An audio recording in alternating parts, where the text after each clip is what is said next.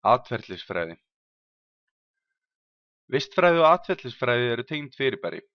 Á meðan vistfræðin beinir spjótum sínum að umhverfi og tengslum lífvera í umhverfinu og við það, þá skoðar atferlisfræðin hegðun og samskipti lífvera.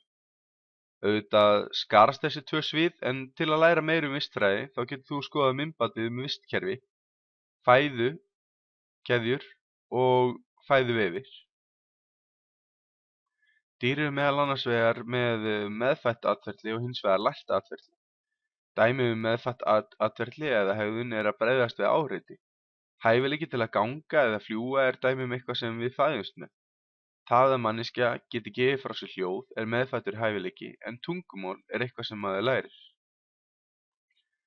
Dýr læra með því að herma eftir öðrum. Ungir fuglar syngja söngva sem þeir hafa heyrt frá þeim eldri. Og börn læra það sem þau sjá hjá fullorðnum. Ekki er endilega verið að tala um eitthvað sem er kennt, eins og þegar móðir situr með barn sitt og segir ítrekað við það mamma til að fá það til að segja það. Fyrsta orðið ykkar var eflaust það orð sem var sagt og ítrekað hvað mest fyrir ykkur. Börnum er kennt það. Sama á við þegar einhverjum sem ekki veit það er sagt að höfuðborg Svíþjóðar er Stokkhólmur. Það er verið að kenna eitthvað.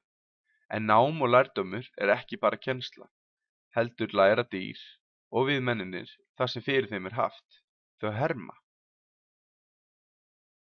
Eitt af því sem atferlisfræðingar skoða er hvernig dýr tala saman, hvernig samskipti eru milli þeirra. Mennirnir eru það dýr sem ráða yfir flóknasta samskiptamiðlinu, nefnilega tungumálinu. Ýmis önnur dýr nota hljóð til að eiga samskipti. Hvalir virðast vera með nokkuð flókin hljóðmerkja tungumál og þekkja þeir einstaklega í mikilli fjarlægð á þeim hljóðum sem þeir gefa frá sér. Dýr nota einnig lykt til að koma skilaboðum til bæði samskonar dýra og annarra dýra. Þau merkja sér svæði eins og þú eflaust séð hund gera með því að pissa hér og þar. Svo þefar hann og veit þá að öðrum hundum sem hafa gert slíkt hið sama. Svo nota dýr útlit sitt og stöðu til að koma skilaboðum til skila. Gular rendur og býflugu láta önnur dýr vita að hér sé hætta á ferð. Hundur sýnir tennurnar og urrar og kettir gera sig stóra ef þeim er ógnað. Önnur dýr fela sig með því að líta út eins og umhverfi sitt eða hættuleg dýr.